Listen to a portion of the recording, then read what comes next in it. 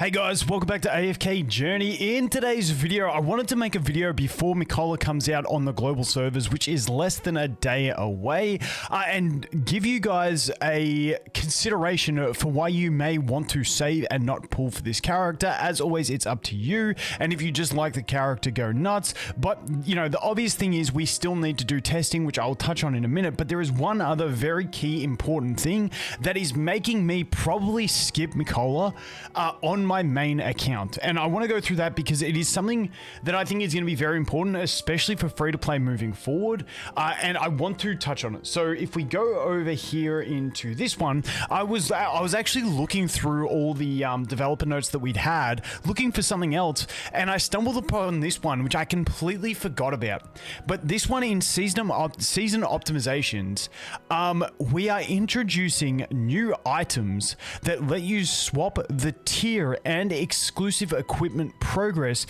between two heroes of the same quality released in the new season. These items offer a chance to reset a hero and can reduce the cost of hero development. You'll be able to earn them through in-game events.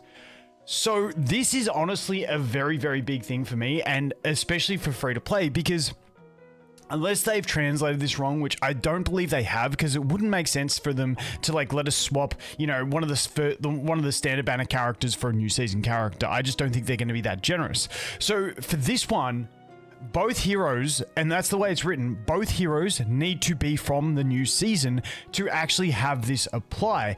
And based on the way it's written, my understanding of these kinds of systems, because AFK Arena has a system very similar to this that they bring in, where you basically just select two heroes. Now, for AFK Arena, you have to have at least one copy of both heroes, and one has to have more copies to be able to swap, but you can't do it with a character that you have no copies of. I'm not sure if that's going to be the case as well here.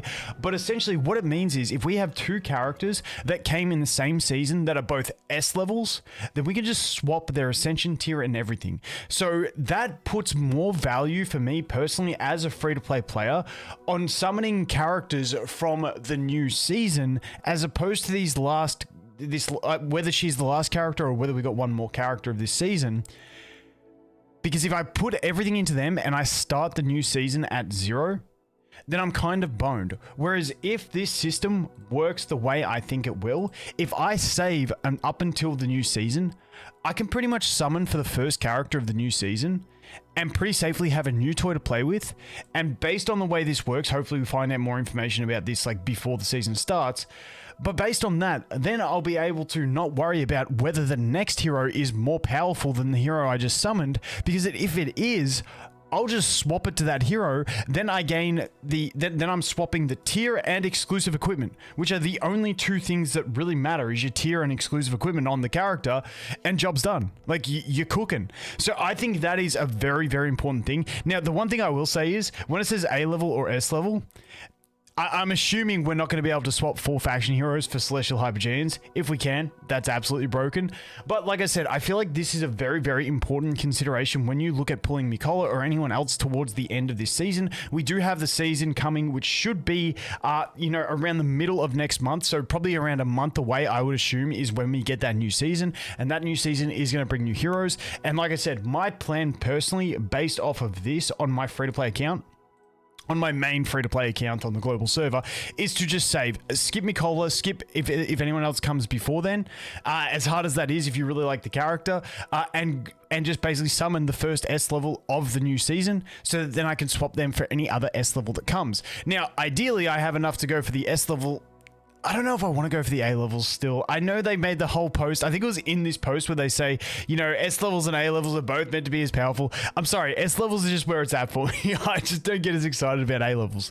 But yeah, that is the kind of plan. So that is definitely something to consider. Now, you don't have to do that. Like I said, if you do love Mikola, you just go ham, get Mikola, and away you go. But just keeping in mind, like when you look at the saving times, I saved for 3 months to get my, I saved for for about 3 months and then dumped everything into Lily May. Keeping in mind, I got all the rewards from the start of the new season. I started saving before the season just to summon Lily May to Supreme Plus.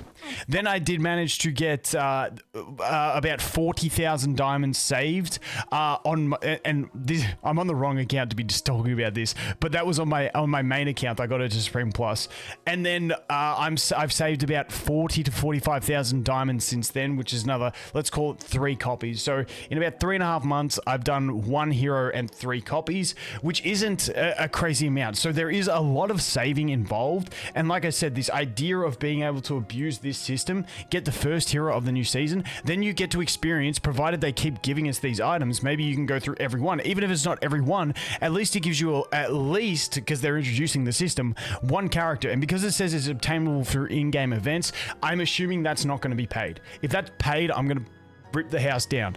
But because I feel like this is something that free-to-players need, not paid players. So that is one consideration. I would love to see them give us some more info on that moving forward, but once again, we will have to wait and see. Now, the other consideration on whether you want to skip is simply whether she is going to be strong enough to have a big impact on your account. And once again, I had people in the comments on my last video saying, why are you doing videos where you don't have a max and your account's shit and stuff like that? Boys, it's the test server. It's all I've got. It's all I got. I make those videos to show you guys how she functions, some early game testing. I know not many people are in the early game at the moment, but it's all we got to go with. So for all those people in the comments, that is your answer. It's because it's all we got. I'm sorry, like there's not much else we can do. You know, it is what it is. But we will do more testing, obviously, once she comes to global, which is in less than a day. And we will get you that testing. Like I said, I've said it before, I do think if this all works the way I expect it to, she is going to be absolutely cracked at Supreme Plus, but kind of lackluster at Mythic Plus and below. And for that reason, the other consideration on why you may want to skip her is if you just don't have enough summons to go all the way and pity her. Because once again, I always consider rate up characters, I need to pity them all the way for there to be a reason for it, because the rates on the rate up are just, they're just not it. They're pretty shit. So I only consider it when I can pity the character. And if you don't have enough summons to go to Supreme Plus, like I said, a lot of characters unlock full functionality at Mythic Plus, but I do think her Supreme Plus is just too busted, and that is what's going to push her over the line of possibly being better than a Smokey in bossing and stuff like that. Now, whether she ends up being better than Smokey, I don't know, but this is going to give her best chance to be better than him. I don't see her being better than Smokey at Mythic Plus. And the other thing is, she is going to require some different teams, I think. So I think she's going to be a very good spender / whale unit, but for free to play, she is going to be a tough one to validate unless we do find that she just works in some of those standard free-to-play type teams and she can just slot in. But once again, I do think that Supreme Plus is going to be necessary, considering the fact that most people who started around global have got that Smokey built to a point where he is very functional, hopefully Mythic Plus, where he gets his best viability. But her, I do think she will need that Supreme Plus to overtake Smokey in that aspect, because, I mean, to be fair, her Mythic Plus will give her a fair bit. It gives her extra healing through this ult because of when she deals the damage, she does the healing wave. So I do think she will be able to do that with this, but it's just the uptime of it is way too low compared to this. We go from a 50% if you hold the thing up to 100% uptime, which is a huge difference in both her damage dealing capacity and also her healing output. So we will have to wait and see, but once again, I just wanted to let you guys know about that as a very big consideration. And like I said, this is the main consideration that is probably going to stop me from actually pulling on Mikola and the next character if we do have another character before the new season. I'd rather just have options open to me, and if skipping these two means that I can rinse and cycle through the season heroes, then I will do that. Now that we could be in the situation where maybe they release all the powerful heroes towards the end of the season, and that's what we're getting now with Lily May and Mikola, and then they go back to pretty average heroes at the start of the season. I don't know. We'll have to wait and see, but we can't know that cycle until we get through like another 2 seasons and see it as being a repetitive pattern. And I do think that the first season was scuffed by the fact that it was global launch and they weren't actually globally launched because Asia wasn't out yet. So I do think that we were just getting the average heroes to basically just build up the roster of the game before the full proper global launch with Asia and stuff like that. So that is my thoughts. Let me know what you guys think. Will this impact your decision? Because like I said, for my account, 45,000 diamonds saved. I just don't think it's enough for me to dump anything into her. Like maybe I get 3 copies, 4 copies tops, and she's legendary plus. I don't even get mythic plus viability.